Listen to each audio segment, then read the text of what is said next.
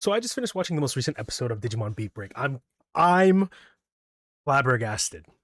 So this is kind of just like, it's not saying it's a wrap up to the gift arc is kind of like a disservice to what's happening. This is the beginning of the next arc, which involves a lot of Kyo.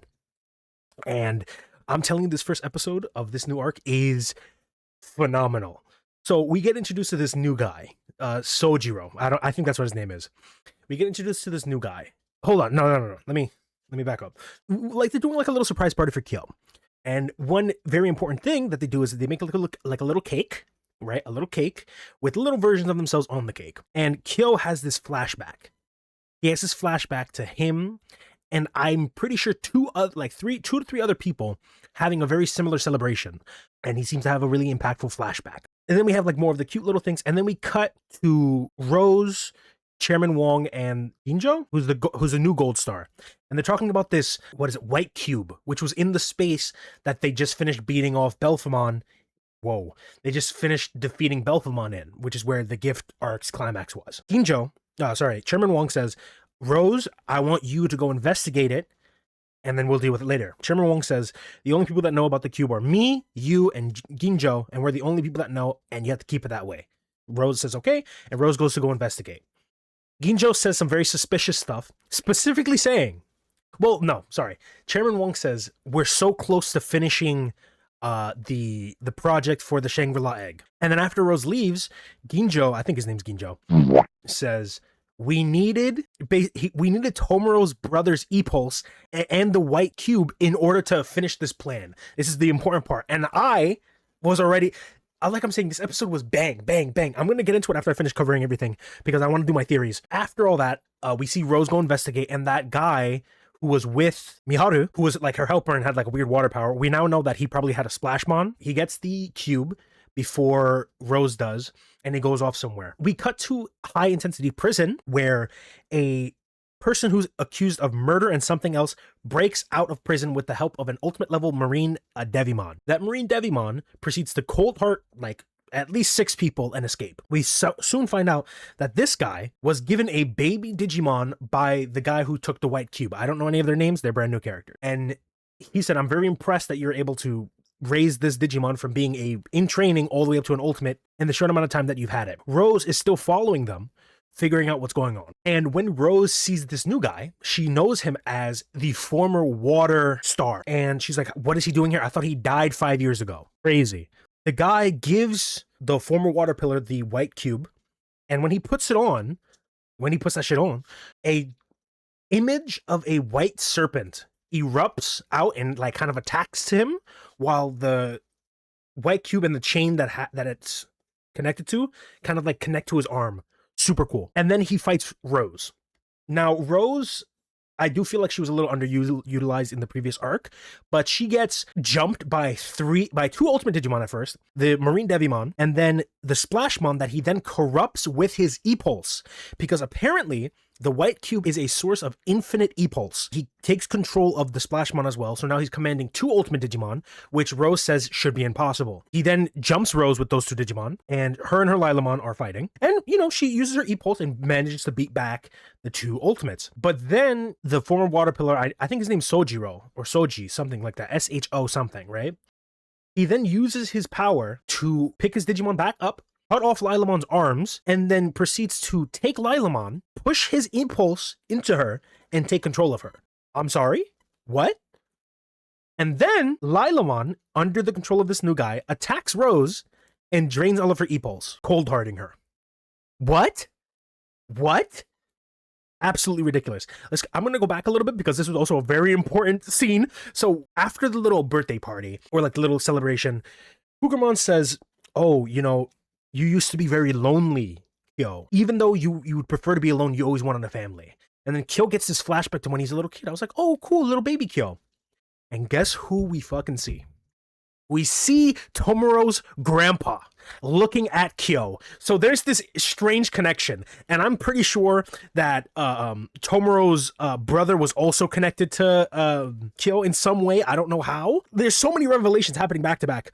After that, I'm just going to call them the lesbians. The lesbians that were serving under Rose attack the Golden Dawn HQ because Kyo leaves to go somewhere, right? They're looking for Kyo because they're under the impression that Kyo cold-hearted Rose for some reason. We don't know why. Obviously, he was framed. Obviously, right? We saw what happened. But Kyo goes to this grave where we see these 2 headstones and then 3 smaller headstones. 4 smaller headstones. I don't know. Like, there's so much happening in this one episode, and it's so good, bro. Okay, so first off, the connection between Tomura and Kyo. I don't exactly know how. I don't know why, but it seems that Tomura's grandfather had a connection to Kyo. Maybe he inspired him. Maybe he helped him get his Digimon, something. And I also think that Tomura's brother, his older brother, had also a connection to Kyo. And I think Chairman Wong thinks Tomura's brother has what Tomura has. Because Tomura is the one who has the weird E-pulse. Tomura is the one who has all these special abilities. And I think Chairman Wong thinks that Tomura's brother had these abilities because of something that they did, right? Some experiment. Because we know his parents are arrested and also in jail somewhere. They were probably getting up to try to get some of the information, right? About something. I don't know what. Now, about Kyo. When Kyo sees this guy again, the former water pillar, he's not angry. He's not, like, mad. He doesn't even look scared. He looks mortified.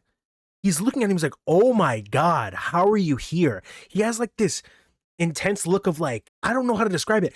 It's so visceral. There's like a lot of visceral faces in this episode. But I'm so happy we're getting Kyo backstory, but I'm also really scared because in the new outro, Kyo is the only one to exit stage, what is it, right? Yeah, to exit stage right. Cougarmon leaves first, and then Kyo leaves. So I'm going to say, this is obviously going to be the arc where Kyo gets his Mega, and I also think this is going to be the arc where Kyo dies, because this is too much of a hint that I don't like. But I also wanted to talk about the timeline of the 5 stars, right? We know that the Golden Star is new, probably 2 years. He's been there for about 2 years. And we know that the water, fire, earth, I think it's wood. It's the wood one, right? Those are the 5 stars.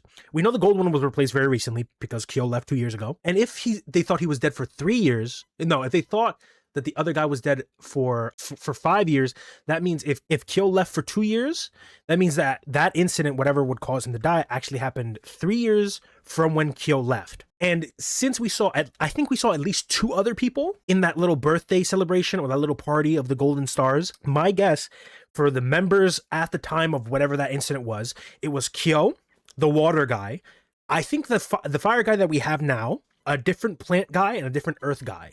One of them is probably a girl, but I think that was the lineup. Whatever incident happened killed the earth and grass lady, right? Killed them, or they probably died. And then we got Rose, and then we got Clay. We got Rose and Clay. And then whatever happened to the water guy happened, and then we got the new water lady who's obsessed with the fire guy. Because the fire guy has talked about the fact that he's like been trying to rival Kyo for a while. And they have like the marks, so it probably was like some sort of explosion or some sort of like incident that happened, because Kyo has marks on his neck. This new water guy has like a mark on his chest. So there's probably like a shared incident which caused all this, right? And it's probably caused by him because he's accused of being a murderer, right? So, well, he was in prison for being a murderer. So he definitely killed those previous stars. And then obviously, I think the only member from the previous set of stars that was around was probably the fire guy. I think he was the longest standing star as of yet, I think. But of course that could be proven wrong. I'm so excited, but I'm also so scared. I'm so excited and I'm so scared. like I'm saying, I'm very excited for what happens next, because these next few episodes, like when I'm telling you this amount of story in one like episode, it didn't feel like a lot. It didn't feel jarring. It felt just right. So much so that I felt like I had the need to not come out. I felt the need that I had to immediately record my initial thoughts just after watching the episode, because every 5 seconds it was something. The reveal of the white cube, Rose getting iced, Kyo's backstory hints, the 6 backstory hints we got for Kyo, this new water guy. I don't know his name. I think it's Sojiro or something. But all this combined is just so much. I want to know your guys' thoughts on all of this. I don't even know. I don't know if I'm probably gonna put editing in this. Like, I'm probably just gonna put images just so it's easier, so I'm not fully rambling. And obviously, I'm gonna cut out some parts. But I'm really excited for this next arc. I am gonna do a roundup of the previous arc, the gift arc. I did like the gift arc, but I'm gonna do a whole video on that entire arc. Because I have a lot of stuff I want to talk about in that one. This is just my initial thoughts of the first new episode of this new arc, and it is amazing. If I had to give it a rating, honestly, there wasn't like a crazy fight. Oh well, no, there was a Rosemon fight, which was pretty good. Oh, Lilamon fight, which was pretty good. I'm happy. I hope you guys liked it too. This is why I love Digimon, man. It's so good. What do you guys think? What are you guys looking forward to? Did you guys notice anything that I didn't pick up on because I have my initial rambling and my nonsensical happiness? Tell me down in the comments. Generic YouTube stuff, like, comment, share, subscribe, and I'd like to bid you all a farewell.